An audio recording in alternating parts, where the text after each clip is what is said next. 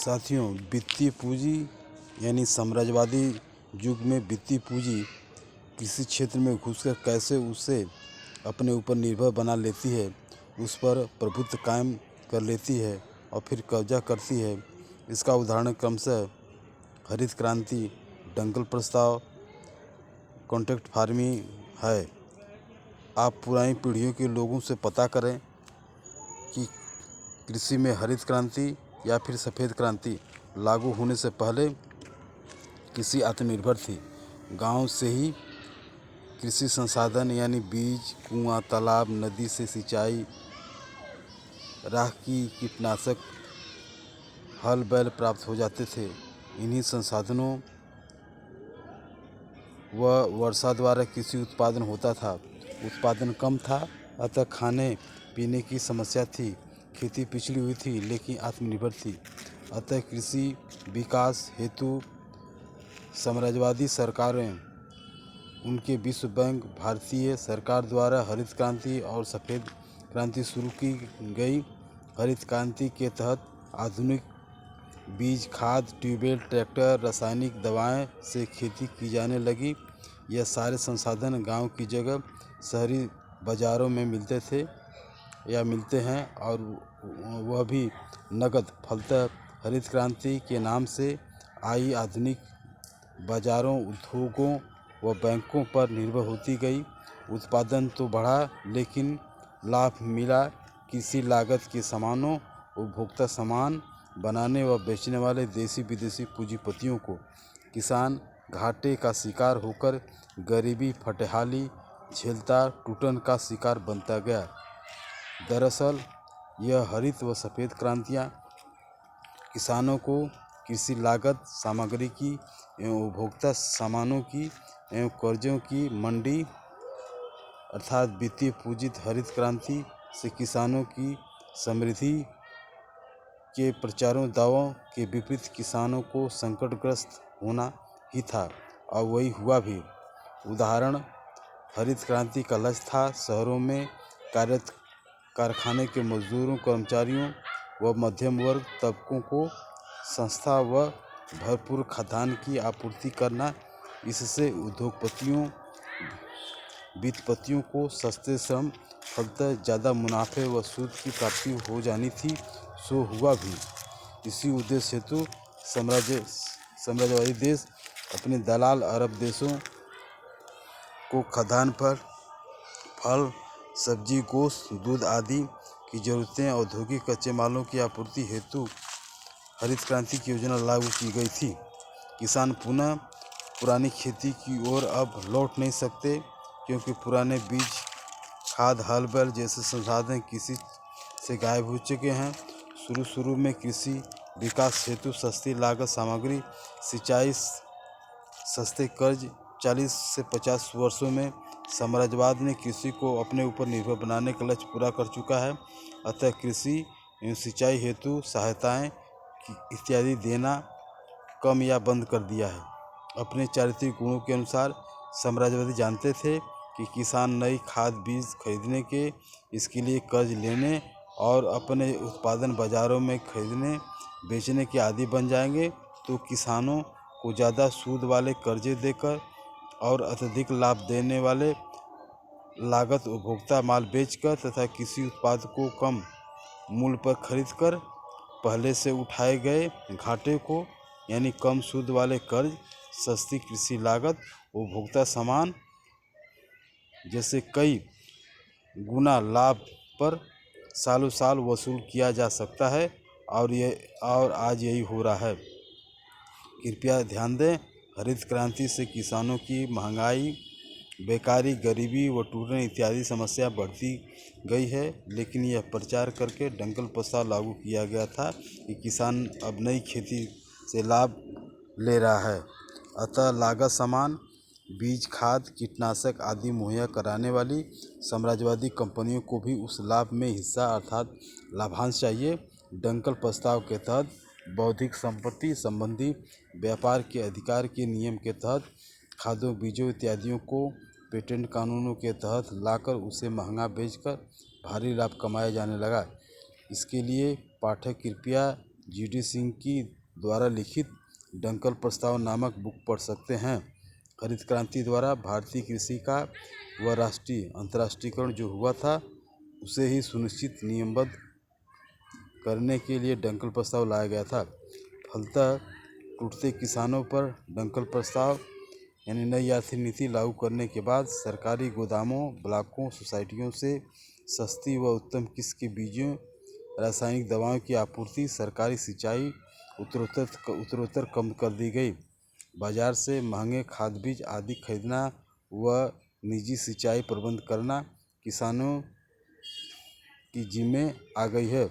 लागत की बढ़ती महंगाई के कारण किसान कर्ज में फंस गया और कर्ज चुकता न कर पाने के कारण आत्महत्या करने लगा है। कृपया ध्यान दें कि संकटग्रस्त होना व आत्महत्या करना यह सीमांत छोटे व मझोले किसानों की समस्या है, क्योंकि सूखा, बाढ़, अतिवृष्टि या मौसमी बीमारियां समय पर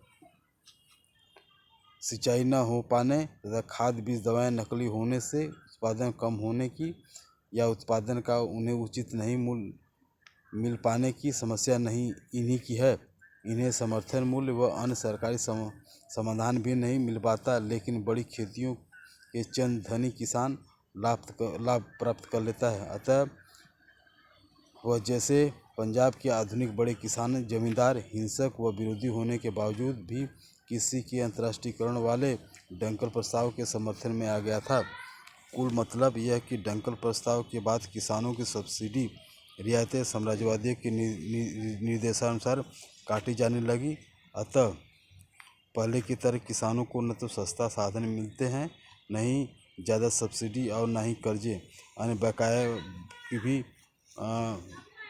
माफ़ किए जाने का नियम खत्म कर दिया गया है। पूंजीवादी प्रचार तंत्र कहता है कि किसानों के लिए दिए जाने वाली इन सारी रियायतों में राष्ट्र की आर्थिक व्यवस्था को नुकसान होगा। प्रश्न है कि पूंजीपतियों को छूटों, रियायतें या कर्ज माफ़ी से क्या राष्ट्र की आर्थिक क्षति नहीं होती है? बहरहाल डंकल प्रस्ताव के बाद अब वित्तीय पूंजी के तीसरे चरण अर्थात अब कर्जेदारी के रूप में कॉन्ट्रैक्ट फार्मिंग का कानून बन गया है। इसे अब ठेका खेती के रूप में प्रचारित किया जा रहा है। इससे किसान संकट मुक्त खुशहाल हो जाएंगे। लेकिन हकीकत यह है कि जिस तरह पहले अज्ञानतावश किसान हरित क्रांति में फंसा, उसी तरह अब अज्ञानतावश संकटग्रस्त में किसान कॉन्ट्रैक्ट फार्मिंग में फंसता जा रहा है। जिस तरह उद्योग, सेवा, व्यापार में वित्तीय पूंजी यह कहकर घुसी है कि हम विदेशी नहीं रह गए हैं, अतः हमें भी भारतीय पूंजीपति जैसा वह जितना अधिकार निजीकरण करके मिलना चाहिए, उसी तरह उनका कहना है कि खेती में लगने वाले खाद, बीज, दवाएं, कृषि यंत्र सब तो हमारा ही है, अतः हमें भी किसानी अधिकार मिलना चाहिए। किसानों से भी कहते हैं कि कृषि के सारे संसाधन, पूंजी, पैसे तो मेरे पास है, तेरे पास क्या है? लेकिन आत्महत्या करने के सिवा हाँ, तेरे पास ज़मीन है, उसे ही हमारे साथ साझा करके आओ, खेती करो, फिर जो उत्पादन होगा उससे अपने रकबे के अनुसार तुम्हें यानी किसान को हिस्सा मिल जाएगा। अब आफत का मारा किसान सोचेगा कि यह तो ठीक है, यह तो उत्पादन सुनिश्चित और फिर रकबे के हिसाब से कृषि भी मिल जाएगी, लेकिन वह यह नहीं जानता कि पूंजीवादी कंपनियां मक्कारी व चालाकी से उनकी ज़मीन भी हड़प लेगी। कैसे? 2-1 साल बाद लाभ दिखाते हुए शेयरधारी किसानों को उनका लाभ दे देगी, लेकिन जब घाटा हो या नकदी घाटा दिखा कर के कंपनियां किसानों से कहेंगी कि जब लाभ से लाभ लेते रहे हो तो अब घाटे में भी हिस्सेदारी करो।